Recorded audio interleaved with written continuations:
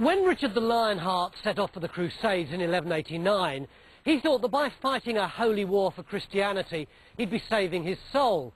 In the Middle Ages, money could buy you the love of God and a place in heaven. Crusading was one way to get these spiritual brownie points. Another way was by building something big and bold for the church, like a cathedral. There are 24 medieval cathedrals in Britain. They took generations to construct.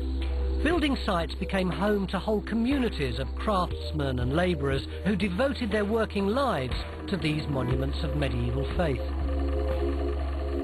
Fortunately for us, we can get a bit of an idea of what working on a medieval cathedral would have been like, because the Tower of St Edmundsbury is still under construction today.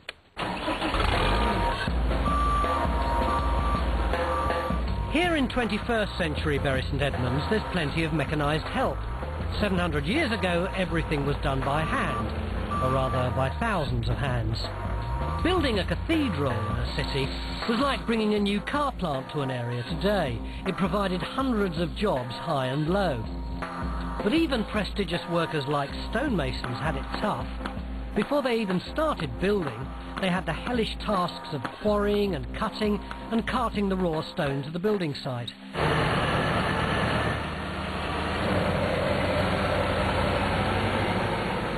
Andre Vrona is the most sought-after stonemason in the country and the master mason at Bury St Edmunds.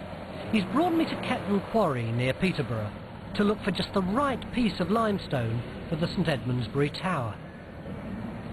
Have people used this stone round here for building for a long time? Oh, it's been recorded as being used from this area extensively since the 15th century, certainly, to build manor houses, cathedrals, mainly ecclesiastical buildings in north of here, south of here and East Anglia. We're fortunate today because in this quarry the strata is like been stripped in half for us, so we get a visual look at it. It's like slicing a cake in half and seeing what's in it. But they wouldn't have had the advantage of all that, they'd just be digging down. Down, exactly. How would they have dug a piece out? Well, you can guess that these guys wedged and levered it and drove pins in. And they actually found an iron bar here, and they can't date it, but it was quite old, this iron bar, but it was a tremendous length with a big ball on the end and a chisel on the other end.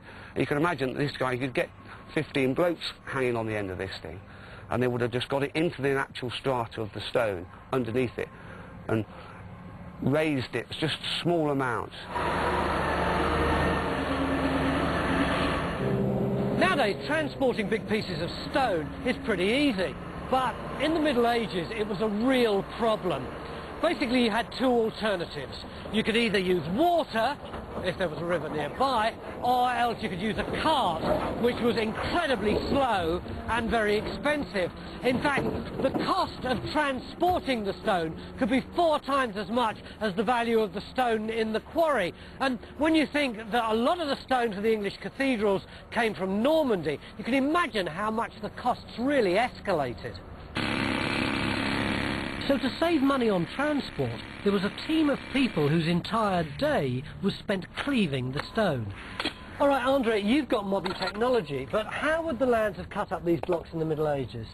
Well, it's called delving, and using plug and feathers. What's plug and feathers? Are these. Feathers and a plug that's tapered. It applies pressure and it splits. Go on then, show me how to delve. In medieval times, these holes were laboriously drilled with a hammer and spike.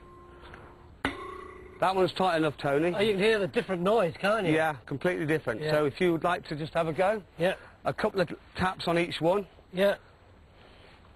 Oh, missed it. Keep going. One more big one.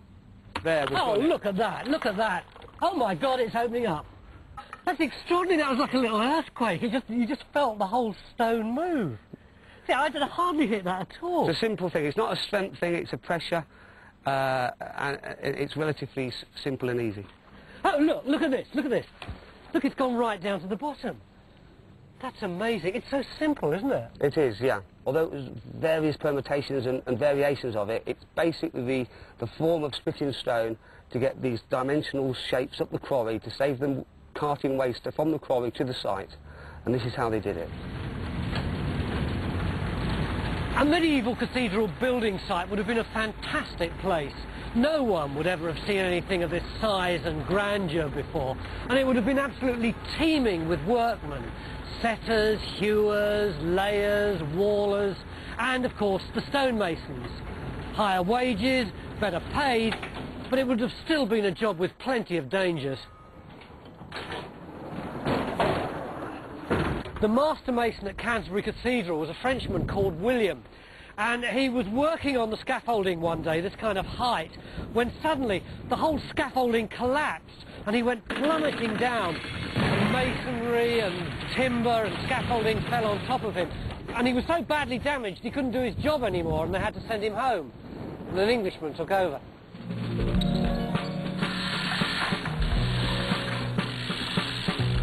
Yeah, keep going up, David. Andre, it's amazing when you look down there. Look down, right down here. That is so vertical. Andre, do you think that the masons in the medieval period would have been able to make pillars this straight? Oh, there's no doubt that in some cases they would, but largely ecclesiastical medieval buildings in this country didn't achieve that. Why not? Because over such a long period that they were built, there would have been varying different skill levels to the masons. And different people. You built this whole thing. In 2 or 3 years. They were 80 to 90 years. Yeah, the problems might get lost, mightn't they? That's right. Something a bit dodgy. Exactly, yeah. And they could have been left alone for whole 5, 6 year periods, you don't know. It was nothing to say that was continuous for all those years. Whereas you can be forgiven years ago for an inch and put it back online, but we're not allowed a quarter. So you're saying medieval masons might have done a bit of a bodge job? Yeah, often they did. Often they did.